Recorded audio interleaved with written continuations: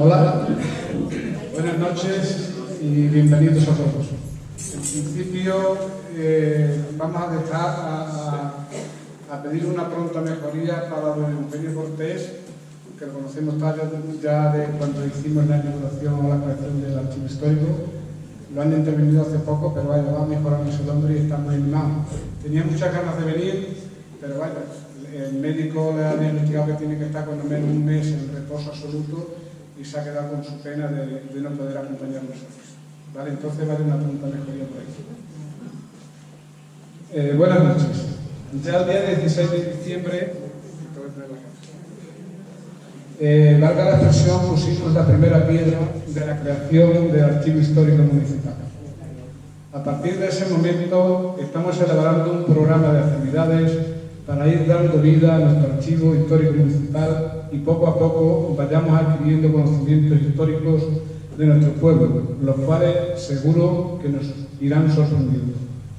Hoy, nuestra queridísima paisana Andrea Murillo Sequero, la cual todos la conocimos bien, vino de sus padres y de sus abuelos, nacida en nuestro pueblo, estudió en nuestro colegio La Virgen de Loreto, estuvo estudiando en el Instituto de Arconchel y ya desde muy pequeña pues su vocación y su inquietud para estudiar historia la tenía muy clara. Eso le llevó pues a estudiar historia en la Universidad de Salamanca. Actualmente sigue lógicamente estudiando y formándose en Salamanca y está haciendo un máster de profesorado en secundaria en la Universidad de Salamanca. Hoy nuestra queridísima Andrea, de la cual nos sentimos muy orgullosos de tenerte entre nosotros. Te manifestamos infinitas gracias por tu aportación desinteresada y tu predisposición desde el primer momento a participar en nuestro programa de Archivo Histórico Municipal. Andrea nos va a hablar de la importancia del linaje de los Vargas en la villa de Higuera de Vargas, desde García Pérez de Vargas a Alfonso Pérez de Vargas. Muchas gracias, Andrea. Es un enorme placer para tu pueblo contar contigo y nuestra máxima admiración por tus inquietudes en todos tus estudios. Y para dar paso a su conferencia, Andrea, gracias por haber nacido en nuestro pueblo, en Higuera de Vargas. Seguro que llegarás lejos y tu pueblo te rendirá algún día un gran homenaje que te lo estás ganando y te lo mereces. Estarás siempre en nuestros anales. Muchas gracias.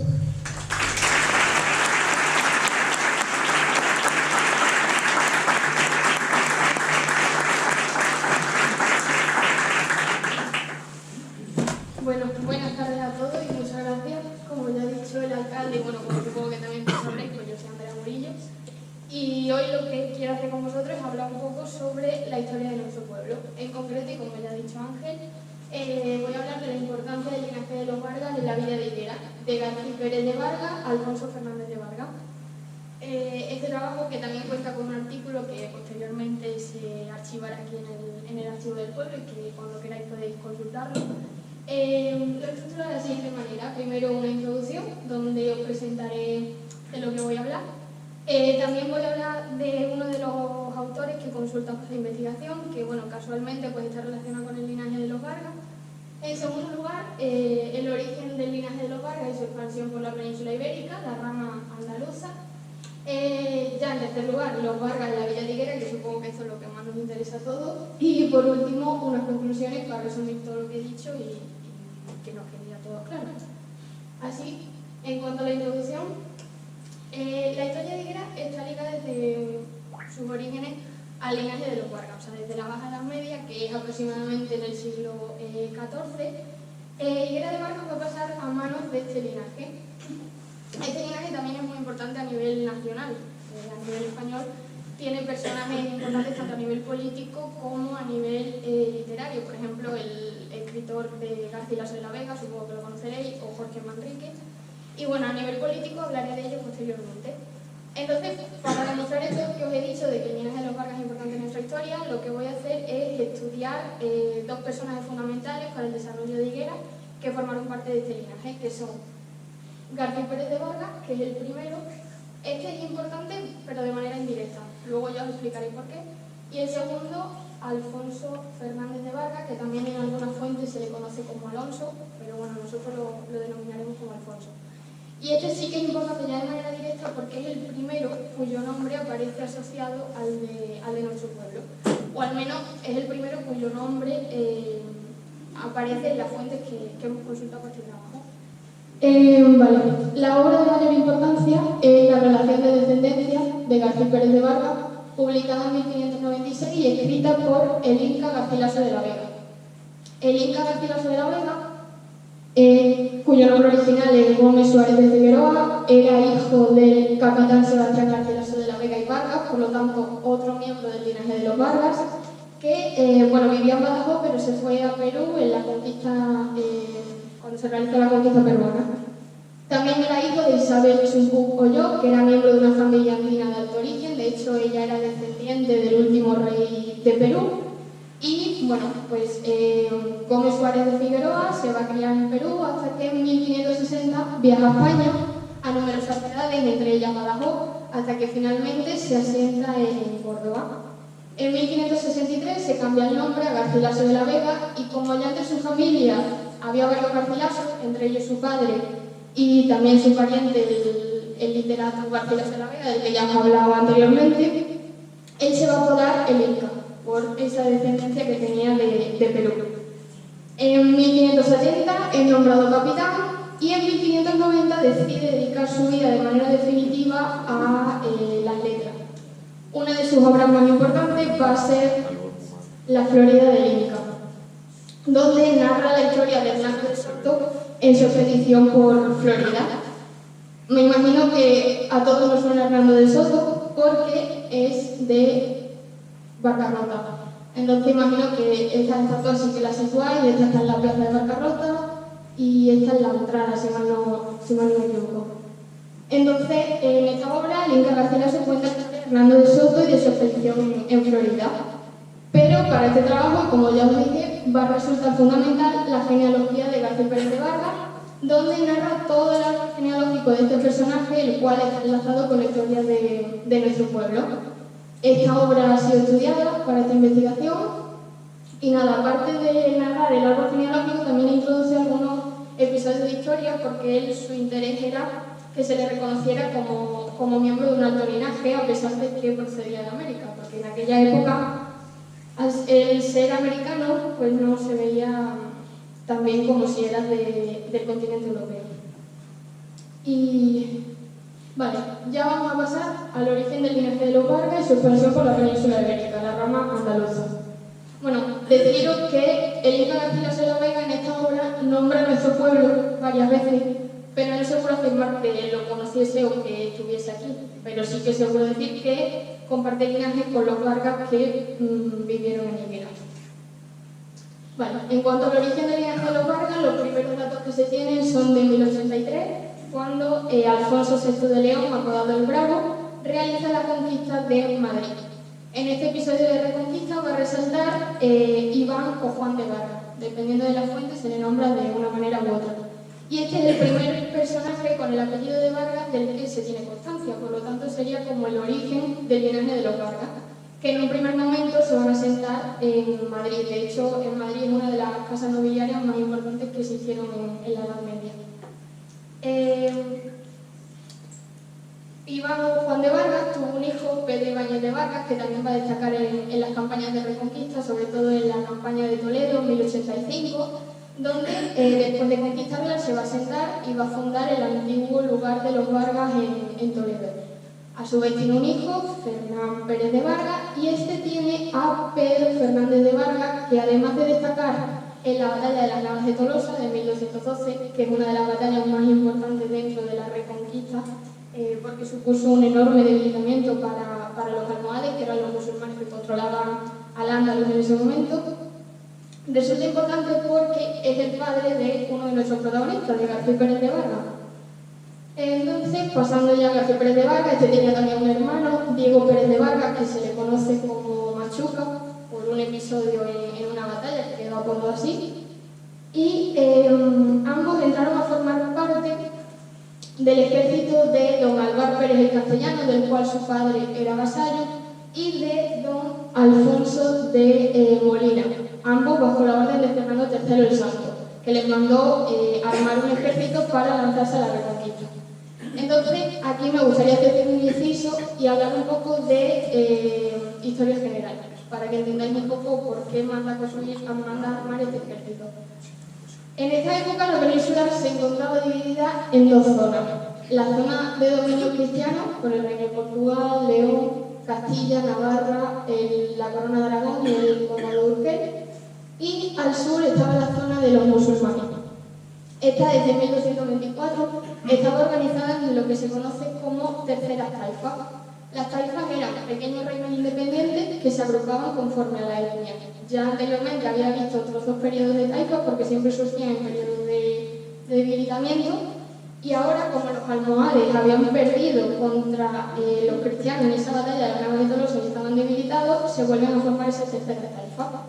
Dentro de estas taifas va a destacar la taifa de Murcia, que estaba gobernada por Impuy. Impuy lo que va a hacer es, en 1231, expulsar a los almohades y, además de ello, va a conseguir hacerse con el poder de todas las taifas agrupadas entre Murcia y el Valle del Guadalquivir. Básicamente se hizo con el control de toda esta zona. Y entonces, aunque eso en primera instancia nos parezca que le da poder, en verdad seguían siendo taifas, seguían siendo reinos debilitados.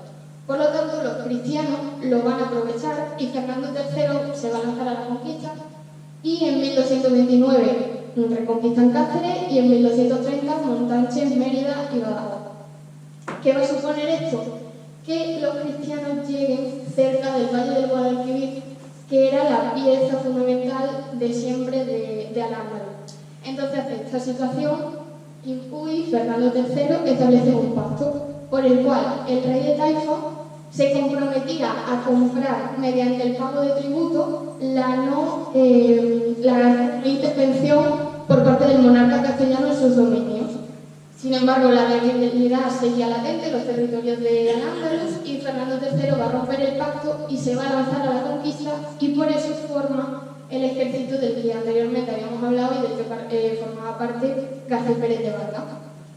De hecho, en estas campañas, García Pérez va a lograr un gran renombre, va a ser nombrado caballero en una batalla de la zona de la Mesa de Santiago, y aunque no sabemos si participó en toda la reconquista del Valle del Guadalquivir, sí que sabemos que participó en la reconquista de Sevilla, que tuvo lugar en el año 1247.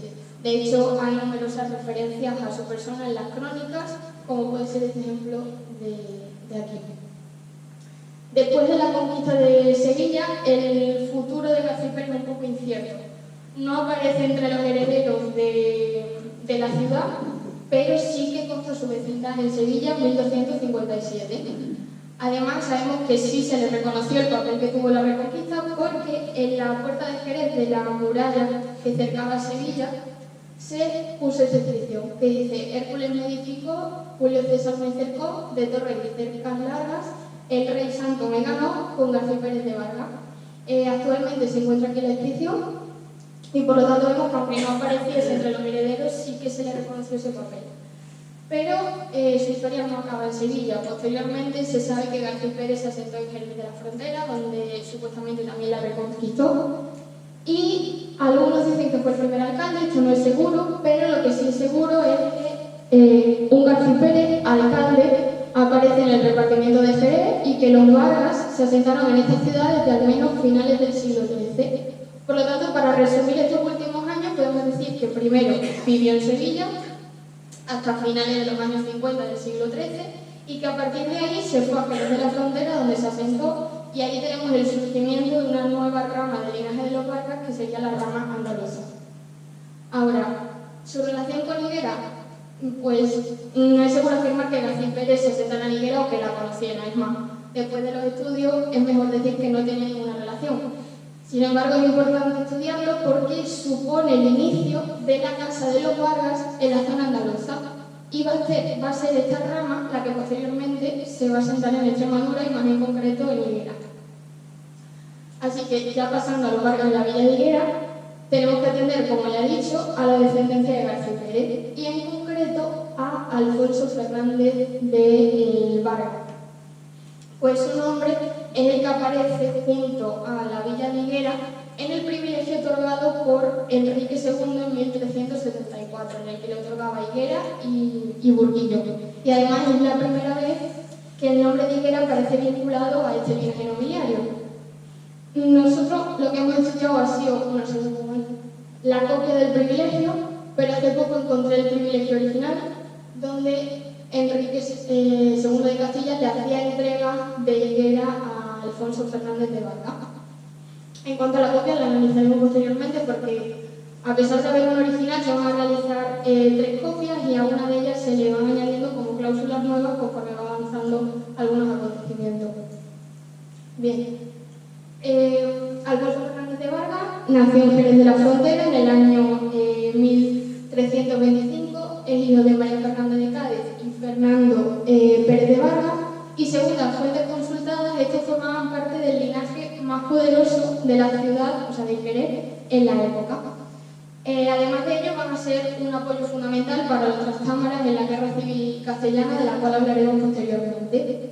Desde muy joven, quizás por ese gran poder que tenía su familia, va a formar parte de ese círculo cercano del rey de Castilla, Pedro I, el cruel o el justiciero, dependiendo de la fuente a la que consultemos, se le denominaba de una forma u otra. Y va a ser muy amigo de Juan Alfonso de Alburquerque. Juan Alfonso de Alburquerque formaba parte de esa corte cercana del rey, tanto durante el reinado de Alfonso XI como de Pedro I. De hecho, durante Pedro I se cree que fue su valido, o sea, gobernaba por él. Pero, ¿qué pasa? Hubo un momento en que la relación entre ambos se enfría y Juan Alfonso de Alburquerque decide exiliarse a Portugal.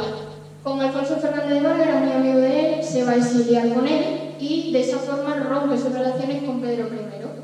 Justo en ese momento estalla en la península lo que se conoce como la Guerra Civil Castellana, que es uno de los acontecimientos más importantes de la Baja Edad Media peninsular, porque supuso un cambio de dinastía en Castilla. Bueno, os voy a hablar un poco de la Guerra Civil. Básicamente se da entre Pedro I y Enrique de Trastámara y va de 1351 a 1369. Esto se da porque Pedro llega al trono con 15 años, lo cual va a generar un montón de reticencias entre altos sectores de la sociedad castellana, entre ellos los hijos bastardos de su padre, de Alfonso XI, que los tuvo con Leonor de Guzmán. Entre esos hijos va a destacar Enrique, que es Enrique de Trastámara porque su padre le da el título de conde de Trastámara y eso es lo que a él le va a hacer postularse como heredero de la corona de Castilla. Ante eso va a conseguir el apoyo de la corona de Aragón, porque el rey de Aragón lo que quería era presionar a la corona de Castilla y así se inicia ese conflicto civil. Además, ese conflicto va a venir acompañado de una enorme propaganda política negativa encima de la persona de Pedro I, porque se le va a acusar de asesinato o incluso de incapacidad para gobernar. En cuanto a las batallas importantes de la primera parte de la guerra que se localiza en torno al conflicto con Aragón, pues tenemos la Guerra de los dos Pedros en 1656, se denomina así porque el rey de Aragón también se llamaba Pedro, y la primera batalla de Nájera en 1360. Después de este momento, la guerra civil se internacionaliza. Pedro I va a conseguir el apoyo de los ingleses y Enrique el apoyo de los franceses. En 1366, Enrique es nombrado rey por sus partidarios y en 1369 finaliza el conflicto cuando Pedro I es asesinado en Montiel a manos de su hermano. De hecho, aquí traigo un fragmento que no sé si se lee, de la crónica del rey don Pedro, donde dice: después que llegó allí el rey don Pedro y le detuvieron en la posada de Monsé Beltrán, lo supo el rey don Enrique, que estaba ya preparado y armado con todas sus armas. Lo reconoció el rey don Enrique y le hirió con una daga en la cara. Y dicen que ambos cayeron a tierra y el rey don Enrique le hirió aún repetidas veces. Y allí murió el rey don Pedro el 23 de marzo de este año. Con el asesinato se da el fin del conflicto y esto supuso el ascenso de Enrique de Trastámara a la corona de Castilla, así como el de su dinastía. Pero claro, vosotros preguntaréis, ¿por qué es importante esto para el linaje de los Vargas y para la historia de nuestro pueblo? Pues bien, durante el desarrollo de la guerra, Alfonso Fernández de Vargas va a apoyar a Enrique. Entonces, una vez que gana, y para mostrar su gratitud hacia Alfonso, le va a otorgar el privilegio de 1374 por el que le concede los territorios de Higuera y de Burguillo. Por lo tanto, a partir de ese momento ya Higuera aparece vinculada a este linaje de los Vargas. En cuanto a Burguillo, sé de manera resumida. Anteriormente había pertenecido a la Orden del Temple porque cuando se reconquista Badajoz en 1230, el modo de repoblación que se estipula es mediante órdenes militares y en este caso fue la Orden del Temple.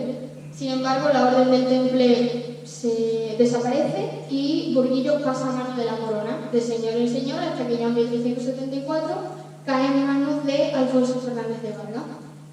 Pero bueno, no va a ser de manera definitiva.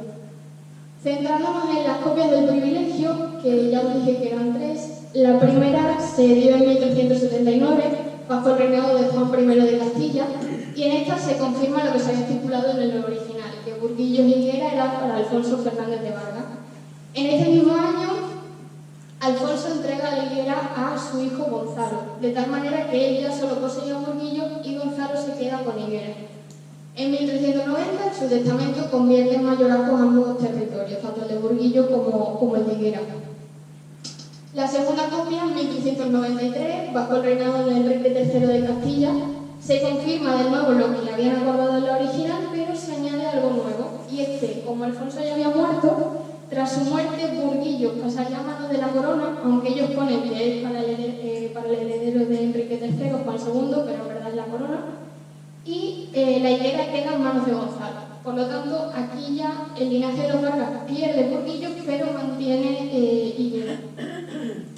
¿Qué pasa? Obviamente esto crea una situación de conflicto en lo que se refiere a Burguillo, porque en el mismo año Catalina Lancaster, que era la reina, y Enrique III le va a entregar Burguillo a Diego López de Estúñiga. A partir de ese momento, Burguillo va a pasar a mano de este famoso linaje nobiliario y, bueno, aunque en un primer momento los Vargas no lo aceptan, al final sí que lo acaban aceptando y van a venderle Burguillo a Estúñiga. A pesar de que, bueno, ya estaba todo firmado porque ya no tenían Burguillos, en 1412 se firma, se da la tercera de las copias bajo el reinado de Juan II, donde se confirma todo lo anterior. Entonces, ¿por qué van a realizar esta última copia cuando ya habían firmado todo? Bueno, mi hipótesis es que se pudo dar una reclamación del territorio de Burguillo por parte de algún miembro del linaje de los Vargas que no estuviese de acuerdo con que se lo hubiesen quitado, que pensase que a ellos le pertenecían por herencia. Pero repito, es una hipótesis y no es seguro.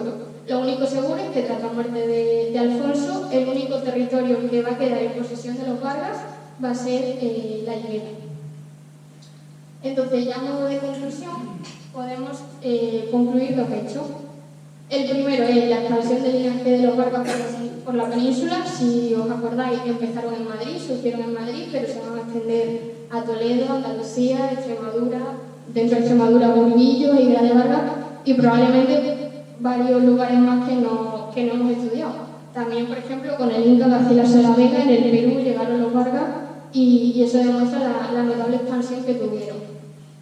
Y la segunda conclusión es que a partir de Gonzalo Pérez de Vargas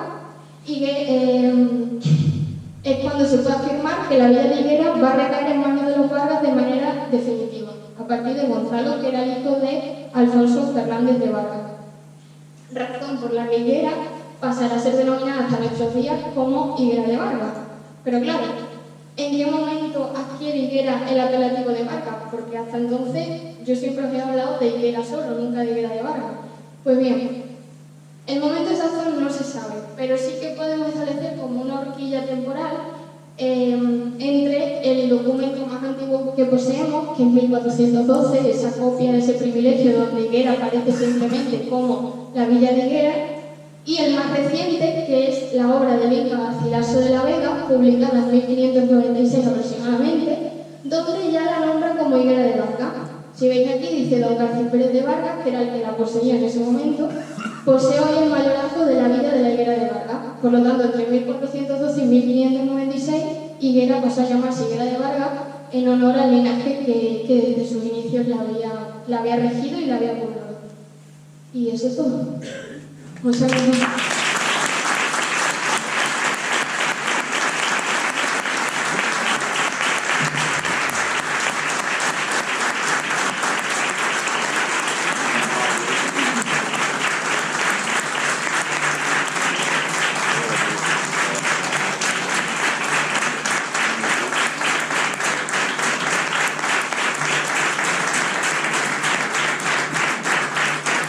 Muchas gracias.